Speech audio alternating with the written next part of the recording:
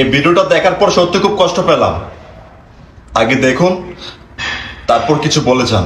কখনো নিজের চাইতে কাউকে বেশি ভালোবাসতে হয় না, আর কাউকে ছাড়া যে আমরা থাকতে পারবো না এমনটা না।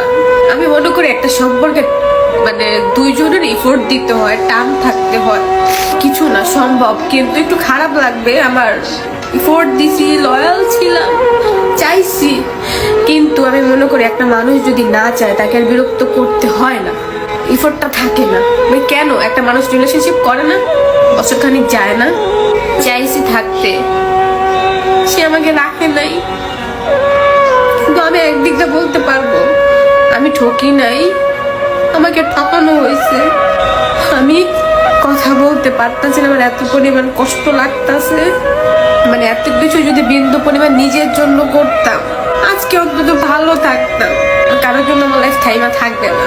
মানুষ এত মেমোরি কিভাবে ভুলে, এত টাইম স্পেন্ড করছে, এগুলো কিভাবে ভাই ভুলা যায়? মানুষ সব সহ্য করতে পারে, কিন্তু ভালোবাসার মানুষের ইগনোর, অবহেলা, তার ব্যবহার, এগুলা যখন দেখে যে না কোনো কিছুই ঠিক নাই, তখন সেই মানুষটা ঠিক থাকতে পারে না। ট্রাই করার পরে, তারে রাখতে যাওয়ার পরেও আমি পারি নাই তারে রাখতে, ধরে রাখতে। ব্যর্থতা ছিল, নয়তো তার ব্যর্থতা ছিল। আমায় ভালোবাসেনি, সে আমাকে ঠকাইছে, কিন্তু ভালো থাকার জন্যই তো ঠকাইছে। আল্লাহ জানি তারে ভালো রাখে। কান্না করছি, পাগল হয়ে গেছি। আমি কিছু একটা বলতে চাই তারে, সেই সময়টাও সে আমারে দেয় নাই, শোনার ট্রাইও করে নাই, সে ফিলও করে নাই আমি কেমন আছি। সেই মানুষটাকে আমাকে ভালোবাসে, সে একদিন হইলো, আমি মনে করি 1 সেকেন্ডের জন্য হইলেও সে আফসোস করবে আমার জন্য।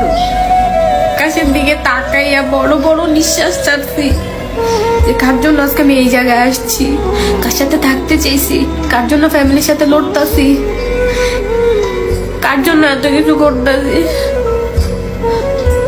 এট লাস্ট সে মানুষটাই বুঝিয়ে দিল দুনিয়াতে কেউ কারোর জন্য না।